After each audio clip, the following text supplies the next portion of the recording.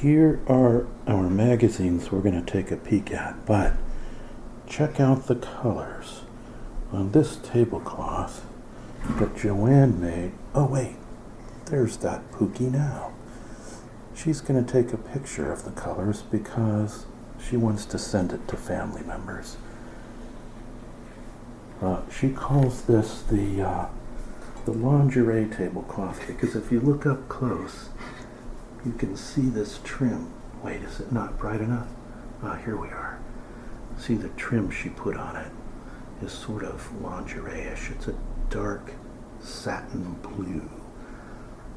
But I like these colors, and so she chose it because I like the colors. There's my agate lamp that was featured in another video. Anyway, here's my part of my library of theology books, which, by the way, I have uploaded as of today onto the new Theology ASMR channel. Now let's and I'll give you a link below, discussing God as our Father on Father's Day. Let's reorient this and peruse through our magazines. Check this out. I normally don't indulge in any sugar these days very much, but being it's Father's Day and all, I think I'm gonna treat myself.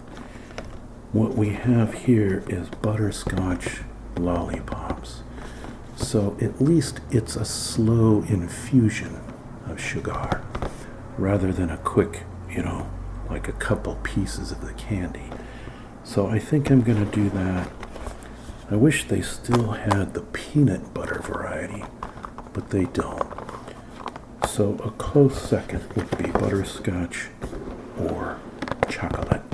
So if you hear noises during this video, it could be me enjoying this lollipop right here. In fact, that is what it would be if you hear any, lollipop sounds. But anyway, let's dive into our magazines. Wait, can I unwrap this without making too much of an annoying racket? If I unwrap it under the table, then you won't hear it really loud. Crinkling sounds are always amplified when I'm doing a video. There, I managed to do it. These are just kind of too yummy to resist sometimes if you're in the mood for a treat. Alright, as I mentioned, on Father's Day, tell me what things you remember about your father on Father's Day. I called my dad and chatted with him already. One thing I remember, amongst many, is that he, in the first year that the Mustang came out, 1964, 65, there was a 64 and a half. He had a cherry red Mustang, 289 V8 engine. I was just a kid, of course, at that time, and it was a brand new car. I thought it was so cool, and it was. And he took me over to the Santa Anita racetrack, which has a giant parking lot. And I was only, how old would I have been? 10 years old or something. He let me drive it a little bit, and I almost wrecked it because a guy was coming from a different direction in the empty parking lot, and I didn't know to put on the brake. I had never driven a car, of course. But at the last moment when my dad said, "The brake, the brake, the brake," I slammed on the brake. We lurched forward, and we didn't crash. Anyway, my dad was so cool. We would do things together all the time. As a kid, he would take me with him. If he went golfing, I would just hang around with him and the pals that were golfing, my uncles or his friends or whatever. What other things did we do? The Ford Mustang versus the GT500 Shelby. The Ford Mustang Shelby GT500, very hot performance car, versus the Chevy Corvette Z51. They do a comparison in here. We'll have to check it out. What else? What do you remember if you had a good father, or even if you didn't? What do you remember doing as a kid with the old man? We used to go fishing all the time, and that wasn't so easy in LA, I can tell you, where I grew up. But we still did it. We went to Crystal Lake, a little tiny lake up in the San Bernardino Mountains, and we went to Big Bear Lake, a much nicer lake, further up in the mountains. We went to Pudding Stone Lake. We went to this lake close by my house called Lake, and we were quite successful catching trout. He taught me to fish, and then I was obsessed. I had to fish everywhere I went from then on. Famous volcano has strange effect on women, it says. What is that strange effect? Maybe I should get one of these. No, Joanne doesn't wear jewelries, so I'm out of luck. No effect for me. Sorry. Do you like big giant vehicles like the Suburban? Sort of a manly kind of vehicle, right? Since we're talking Father's Day, best of LA show. Chevy Trailblazers, Nissan Sentra. It doesn't look like the Sentra anymore. Did they improve it? Maybe they did. What else is in here? Toyota RAV, a go-anywhere type small utility vehicle, SUV. Jerry Hirschberg, Godspeed. I guess he's not around anymore. Rotary range. Rotary cars were very innovative. Mazda developed that technology, and it was a very fast, quick, and lightweight car, like the RX-7, cars like that in the early days. But they don't get good mileage, and they wear out fast is the problem. Cops and Jobbers. A picture of all the exotic cars you used next to the California Highway Patrol Dodge Charger parked on the shoulder. Those things are magnets for tickets, right? Like this one. Waving one of these before a highway patrol is like waving a red flag in front of a bull. So here we have the Camaro. We have, it used to be the Mustang versus the Camaro all the time, but the Mustang has come so far as a performance car that it's now being compared to the Corvette instead, challenging Corvette's flagship C8 Corvette for Detroit dominance. They're both cool cars. I must tell you, I would be partial to the Mustang, I think, just because I'm more familiar with driving Mustangs in my lifetime. I drove a couple of them as rental cars, but they were good ones, not some little pared down V6. When I was still working in aerospace and traveling all the time, I think it's time for a little, this will help me not get dry and raspy. Mustang versus Corvette. Go ahead, pinch your thumb and finger to the bridge of your nose, Squint your eyes and blink hard. Mustang is a beefed up beast with bulging biceps. There's a lot of B's in that sentence.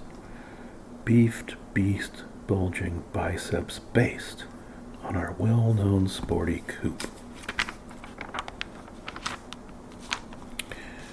How to make the C8 Corvette handle even better. Looks like they're putting some lower profile, stickier rubber on that car. What do they say about it? If they have a summary here somewhere. They have a guy named Popst who races these cars to compare them when they do these kinds of combos. Track map. So he did lots of racing around the track. It looks like the max speed of the Mustang is 160 miles per hour here. The max speed of the Vette was 151, rounded off. The max G-forces were also better on the Mustang, 1.36 versus 1.25. I think that might be around certain corners though, because here the Vette has a better G-force around this tighter corner. Yeah, they're showing the max G-force the car's capable of on each curve. It looks like the Vette's a little better at handling the curves, and the Mustang's a little quicker on the straightaways. So as a handling package, it looks to me like, looking at these numbers, the Corvette will edge out the Mustang on the twisty bits, the curves. They did these with lap times, both no passenger. Well, the Mustang was just no passenger. The Vette with the track suspension, no passenger. The Mustang beats the Vette out 1 minute and 56 seconds versus 2 minutes for the Vette. So the Mustang is quicker around this particular racetrack, Virginia International Raceway. But it looks like the Vette gets an edge on the Mustang in the corners. So if you happen to be wealthy, looking for one of these two cars, the Vette might be your answer for windy roads and the Mustang for straightaways. Let's see how they compare in the specs. Engine type.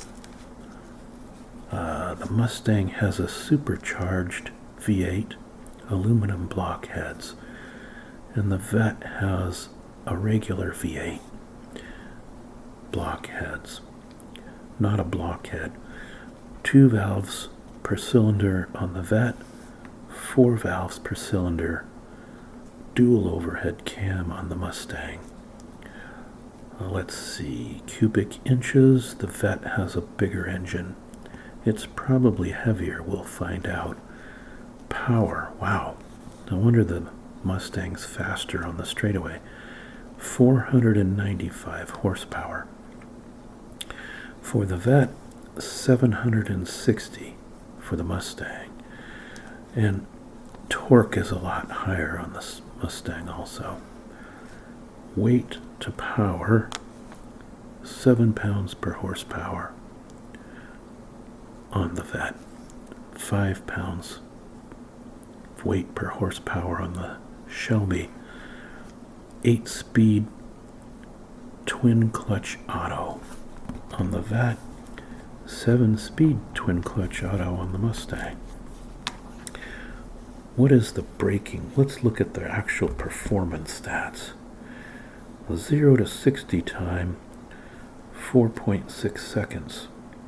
On the Vette, 5 something seconds on the Mustang.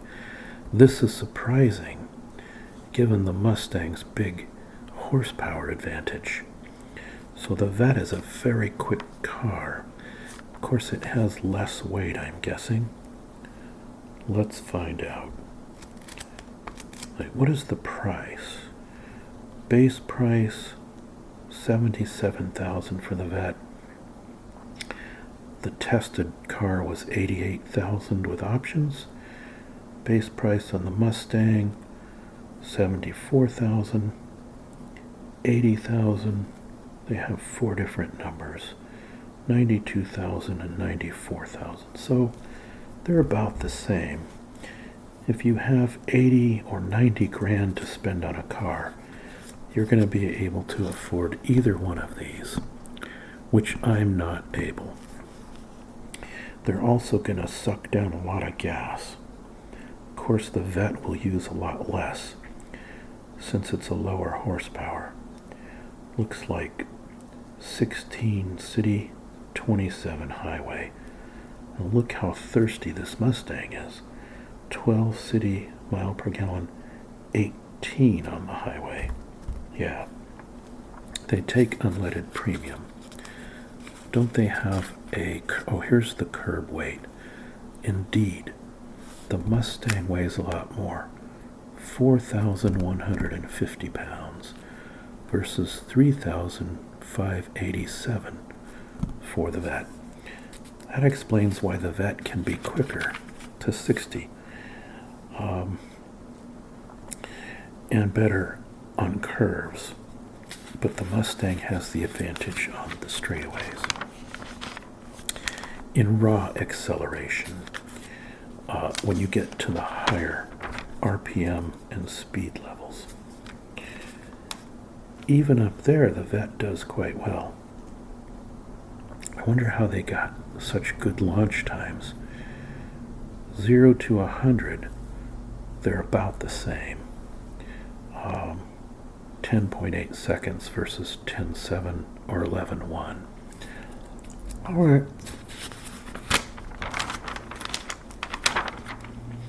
Do they have a summary paragraph? Yeah, here it is. It says, here's the greatest difference between these fantastical motor cars. Shelby, raging proficient power. C8 Corvette, precision, potential, and style. The price, similar. The choice, yours. The pleasure, ecstatic. I don't know if I'd want this for my daily drive or commute car, but I'd love to have either one of them for a weekend, right? All right. Trey Sexy. Well, you guys have a different definition than I do then, because that doesn't look that way to me, but what do I know? One of these days I'm going to break down and get some kind of multi-purpose vehicle like an SUV. Right now I still have a vehicle that is athletic but not as practical for hauling things and that kind of thing. The Mazda 6, a newer one. Look at this. Britain's Bloodhound is back, getting ready to set a new land speed record. I would be nervous being the guy in a rocket-propelled car, wouldn't you? There it goes. Their jet engine delivers 20,000 pounds of thrust. And there it goes, rocketing down the Salt Lake in Utah or someplace. I think that's where they're racing that. Look here. Look at this old 1969 Toyota Corolla. It does 0 to 60 in 4.3 seconds because they modified it, custom built. But I'm wondering, why would you custom build a Toyota Corolla? Everybody's got their taste, right? Somebody liked that car. MT Garage. Well, here's the new Mazda 3, but they don't like it very well. It's not the Zoom Zoom car that its predecessor was, so that's disappointing to hear. Yeah, I read through this somewhat already, perused through this one.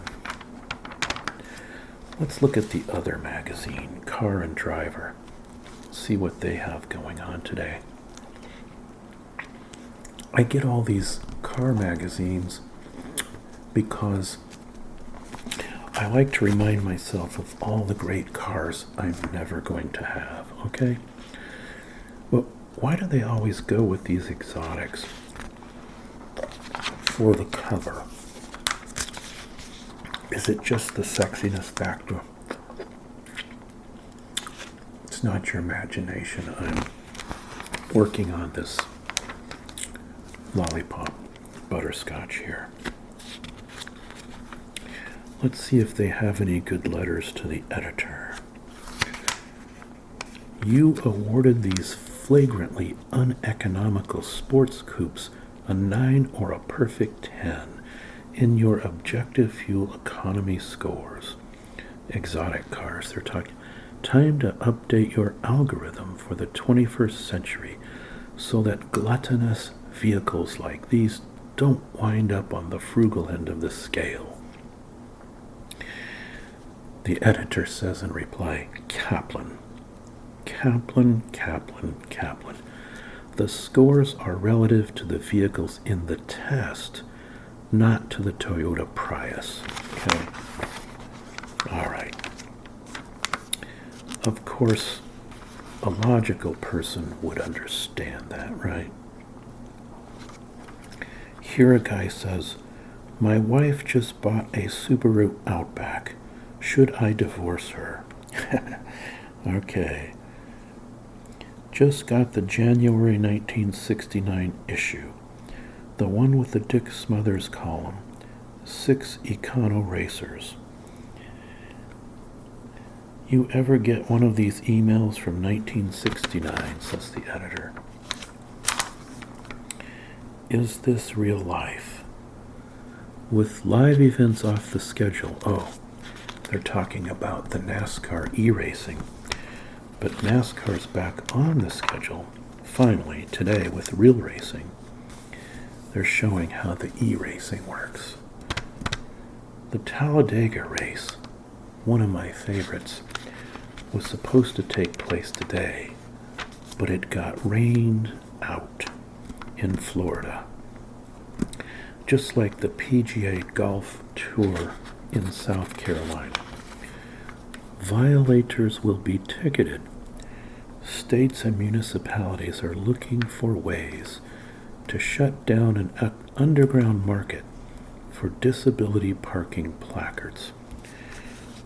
Do any of you use or misuse a disability parking placard? Because if so, be aware it will soon be a death penalty offense. All right. Secrets of a Billionaire revealed for only $39. This reminds me of when I bought an imitation Rolex down in Tijuana, Mexico. It looked really good too. You almost couldn't tell it apart. And I think I paid $30 for it. Mind you, this was around 1985 when I was traveling to San Diego frequently on business. Warm bodies. Here they show some beat up cars that just keep on going. The Dodge Journey is everywhere. U.S. Seals. There's a cute little harbor seal down at the waterfront in our town who hangs out on the docks and catches small fish. Toyota 4Runner. Before you get mad, know that we love 4Runners also. But this Toyota is doing all its rock and mall crawling with 11-year-old technology. If Jeep can build a new Wrangler and Mercedes a new G-Wagon, Surely Toyota can catch up with a forerunner for the modern era. So they're being a little sarcastic about the old technology vehicles. The Dodge Grand Caravan, for example. There's a lot of those around. This looks like something from Batman, doesn't it? But I guess it's a real car. Gordon Murray's F1 successor is bringing the fan car back from the dead. Tribute bands know the song McLaren F1, I guess is what this car is based on. It's quite a fast car. You know what? Radar detectors have saved me from about 400 speeding tickets in my lifetime. I hate to admit it, but I had a Valentine one for a long time. It's not something you give to your date. It's the name of a radar detector. It tells you whether the cop car with the radar is in front of you or behind you, which is kind of nice to know, and a lot of other things. I have a different detector now, but when I've read about his new generation, his technology was really old up until recently. Although it worked great. I haven't had a speeding ticket in many years. But out here on the Oregon coast, I'm less tempted to drive fast most of the time. Although, if I was honest with myself and all of you, I would admit to driving depends. Wait, isn't this a car magazine? This isn't the AARP thing, is it? No, it's Car and Driver. Okay. What is that? What depend? Porsche installs a 6-cylinder in the Cayman and returns what the current model was missing. You want to have a lightweight car if you have a handling vehicle like this. It's not about raw power. It's about performance on the curves, right? 118,000. Maybe I would. Well, if you had $120,000 to spend, would you rather get a base level Mustang GT and Corvette ZR1? Not the super performance ones we saw, but one of each, or one Porsche Cayman? Answer me that question.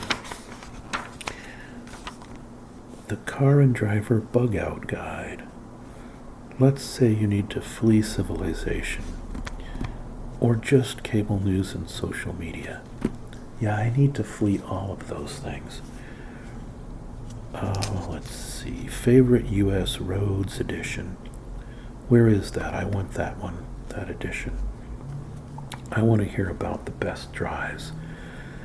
Here's one called the Coronado Trail Scenic Byway. I hope that car going by is not too loud on this. I miss my place on the water, guys. Oh, this is an article all about the best driving highways. I'm going to keep this magazine so that when we go on the road, I'll know what places I want to go. I've been on a couple of these. Highway 243 I've been on. Angeles Crest National Forest down in California. I love highways that go into the middle of nowhere and have hardly anyone on them. Rolling Fortress. My goodness. That looks like a $250,000 vehicle. It's an armored pit bull 10 SUV. What does it cost? I'm just curious. Does it say Here's the numbers. It's a 10-passenger, 5-door armored personnel carrier. Base price $298,000. I was close. I said about $250,000. Not too far off. Turbocharged intercooled engine, diesel, 330 horsepower. Not very high in horsepower for that much weight. Does it tell the weight? Yeah, 19,700 pounds.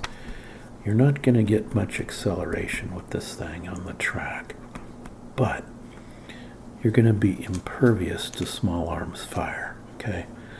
If you happen to drive in some inner city neighborhoods. All right. Survival skill, siphoning fuel. I don't know if they should put that in here. The key is not to drink the fuel. See, he looks like he's drinking, but there are devices you can use where you don't have to suck on the hose. But anyway, I think these cars here are going to need a car wash after this particular test. And I don't want to be the one doing the car wash.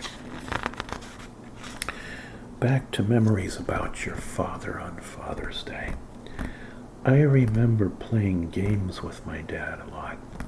We would play one-on-one games like Stratego, stuff like that. Have you ever played Stratego? Two armies battling each other with little pieces. You have to capture the opposing general on the playboard.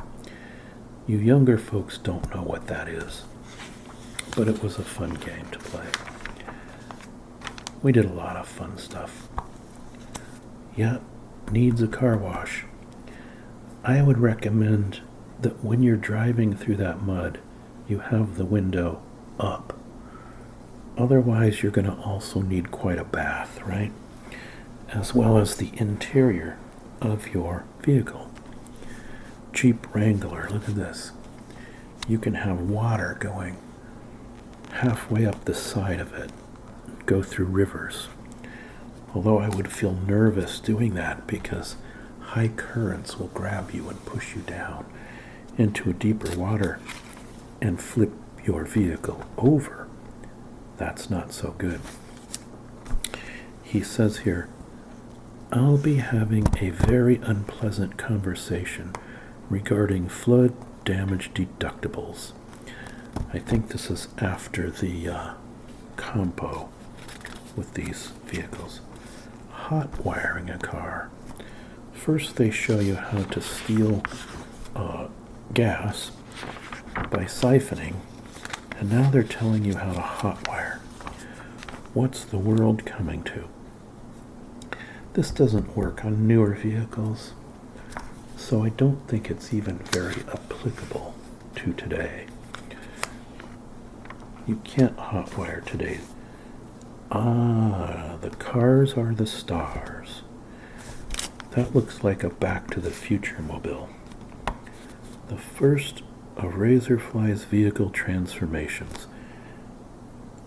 This Back to the Future Delorean follows the movie car to a T. Oh, these are reproductions of movie vehicles. Someone did a perfect reproduction of it, it would appear. The Delorean was that famous small car company that went out of business. It had an all aluminum or all metal body without paint on it, just brushed aluminum. I think it had a Ford V8 engine in it, but I don't recall now. Someone out there might know. They did a repro.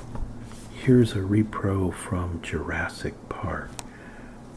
What's this? I think it's the Wayne's World. What car was that? Funky car, the AMC Pacer in Wayne's World. Party, what did they say? Excellent party. Anyway, and of course this is recognizable without reading the caption as the Blues Brothers Bluesmobile. Look at that giant speaker on top. Oh yeah, Party On Wayne it says about this one. The T-Rex resistant Jurassic Park roof, and the Bluesmobile had a Canadian air raid siren on top of it, same as the movie car. That is one of the funniest films ever made, I think. The Blues Brothers. What do you think? I'd like to watch that film with my old man. My dad's still alive and going strong at 80-something. He lost a leg, though, which I feel very sad about. From a weird thing, I'll tell you about it sometime. Tire rack. I bought my tires there and had them installed by an installer, and you save about 50% over and above the cost of like just going into a normal tire store. Maybe not 50%, but close to it. Close to 50%. You have them sent to an installer that does it in your town. In my case, I had to drive all the way out to Eugene for the installer, but it was well worth it. I saved a few $100, at least 300 something. Here is the fear of failure. 260,000 miles on the family Subaru. You don't want to break down out in the middle of nowhere. That's what makes me nervous about taking an old car on a road trip. My biggest fear. You know, it'll be like those bad B horror films where you break down in the middle of nowhere and then evil monsters or mass murderers come to get you. So you want to avoid that.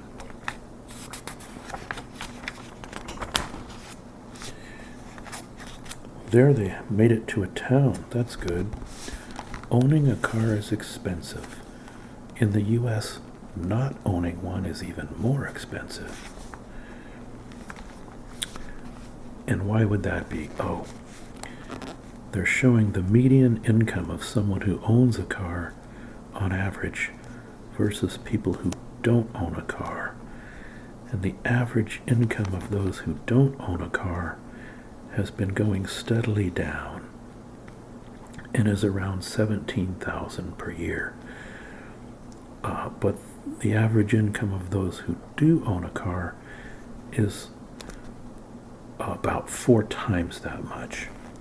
So that shows how important car ownership is to making money, because you have to be able to drive to a good job, and usually you don't live in range with mass transit of the kind of job you need to have to make good money. Interesting comparison. Sneaky fast, the Porsche 911 Turbo S. Another car I will never own but enjoy looking at. Though I don't like the color of this one very much. It's almost a pink red, which I find quite ugly, but that's just me. If it was a deeper red or a metallic red, okay, then I could get behind it, but to me this is a hideously ugly color.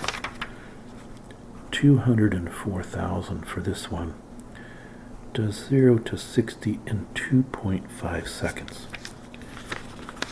I think the top-end Tesla can do that too, for less money, but it doesn't make such beautiful noises in the process.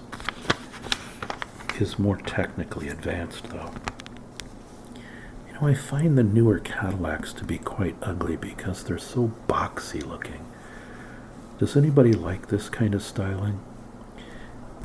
It handles well. I drove one as a rental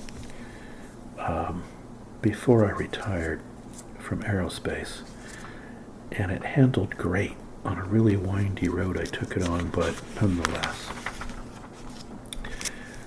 I think we're about done because I see a spouse walking by in the distance.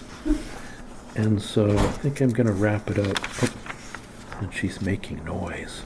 We don't want noise on our video. She's being good to me on Father's Day. She made me, so all my kids have gotten hold of me and said, Happy Father's Day. She's making me, well, she made me breakfast. Bacon, hash brown, eggs, and I even got a treat, a bite of this brownie, which I'm going to eat another bite of eventually. Look at this. The three-way you can tell your mom about. What a naughty line to use for a car magazine. Okay, bad to the bone. This is a wicked looking knife. It's kind of cool. It's got a bone handle, genuine bone handle, full tang stainless steel blade. Now only $79, and it comes with these $99 binoculars thrown in for free. Do you think those binoculars would really cost $99 and they're free? I'm thinking more like $9.99, and they forgot to put a decimal point in, but you know, maybe I'm just too cynical.